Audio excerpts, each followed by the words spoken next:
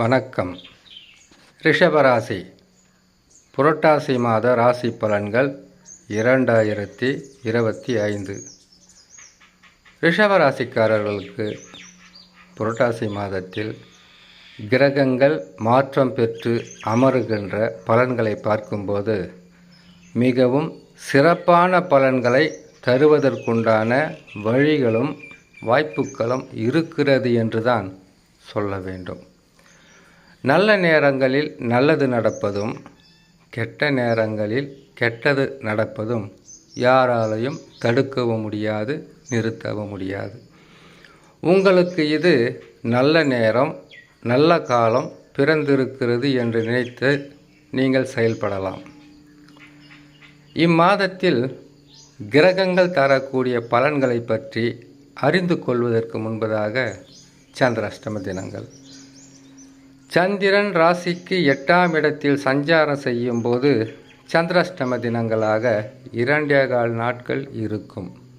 இந்த நாட்களில் புதிதாக தொழில் தொடங்குவது, வியாபாரங்களை ஆரம்பிப்பது, யாரிடமாவது பணம் கொடுக்கல் வாங்கலை செய்வது, குடும்பத்திலும் சரி வெளியிலும் சரி வாக்குவாதங்களில் ஈடுபடாமல் இருப்பது மிக சிறப்பான பலன்களை தரும். இம்மாதத்தில் சந்திராஷ்டம தினங்களை பார்க்கலாம். வருகின்ற 28/9/2025 புரட்டாசி மாதம் 12ஆம் தேதி ஞாயிற்றுக்கிழமை இரவு 2:18 தனுசு ராசியில் சந்திர பகவான் சஞ்சாரம் செய்யும் போது சந்திராஷ்டம தினங்கள் ஆரம்பமாகும்.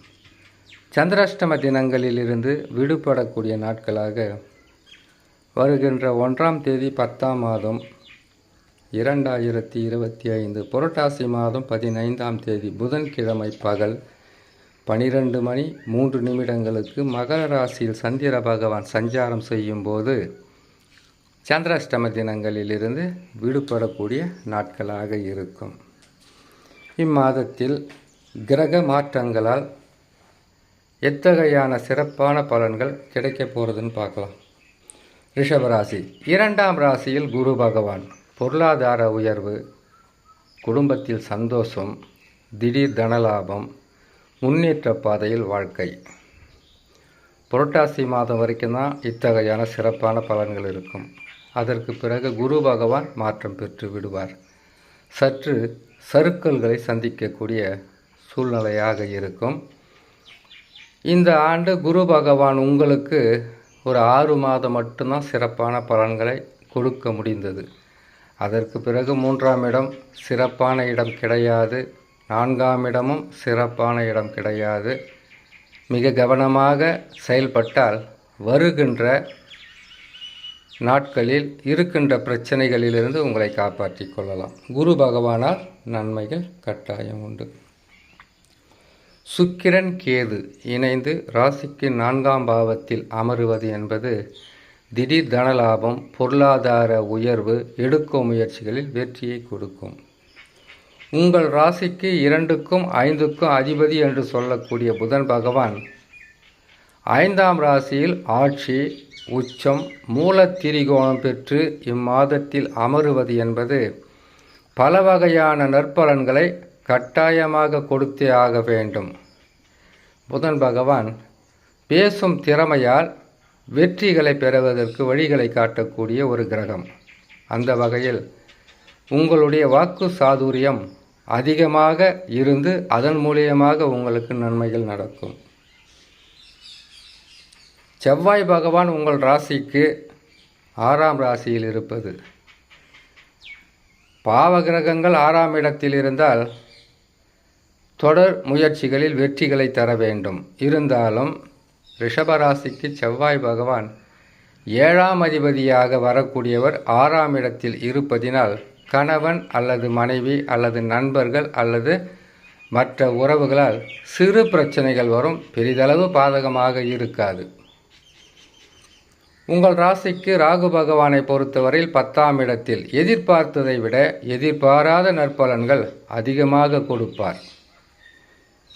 சனி பகவானை பொறுத்தவரையில் ராசிக்கு 11இல், இது திருக்கணிதம், வாக்கிய கணித ரீதியாக 2026 3ஆம் மாதம்தான் பயிற்சி பெறுகிறார். இருந்தாலும் சனி பகவானால் உங்களுக்கு பெரிதளவு பாதகமோ பெரிதளவு உங்களுக்கு நஷ்டமோ கஷ்டமோ கொடுப்பதற்குண்டான வாய்ப்புகள் கிடையாது. ரிஷபராசிக்காரர்களுக்கு குரு பகவான் பாதகாதிபதி தான், அது இல்லைன்னு சொல்ல முடியாது. பாதகாதிபதியாக இருந்தாலும் அவர் இருக்கின்ற ஸ்தான பலனாக்கா இப்போ எங்கே இருக்கிறாரோ அதற்கு தக்கவாறு பலன்களை கொடுத்தே ஆக வேண்டும். ராஜகுரு என்று சொல்லக்கூடிய, அதாவது தேவகுரு குரு பகவான், அசுரகுரு சுக்கிர பகவான். சுக்கிர பகவானின் வீடாக இருந்தாலும் சரி, மற்ற எந்த கிரகங்களுடைய வீடாக இருந்தாலும் குரு பகவானை பொறுத்தவரையில் அவர் எந்த ராசிகளில் அமர்ந்து பலன்களை கொடுக்க வேண்டுமோ அந்த ராசிக்கு கட்டாயமாக நற்பலன்களை செய்தே ஆக வேண்டும். இது கோச்சார பலன்கள் என்பதினால் உங்களுக்கு நற்பலன்களை குரு பகவான் அள்ளி கொடுத்து கொண்டு தான் இருப்பார். ஆனால் புரட்டாசி மாதத்துடன் கடைசி, அதற்கு பிறகு 2 ஆண்டுகள் சற்று பின்னடைவை சந்திக்கக்கூடிய சூழ்நிலையாக இருப்பதினால் இப்பொழுதே விழிப்புடன் இருந்தாலே போதுமானது. ரிஷபராசிக்காரர்களுக்கு பாதகம் எதுவும் இல்லாமல் சாதக பலன்களை பெறலாம் என்று சொல்லி இன்னொரு நல்ல பதிவில் உங்களை நான் சந்திக்கிறேன். நன்றி, வணக்கம்.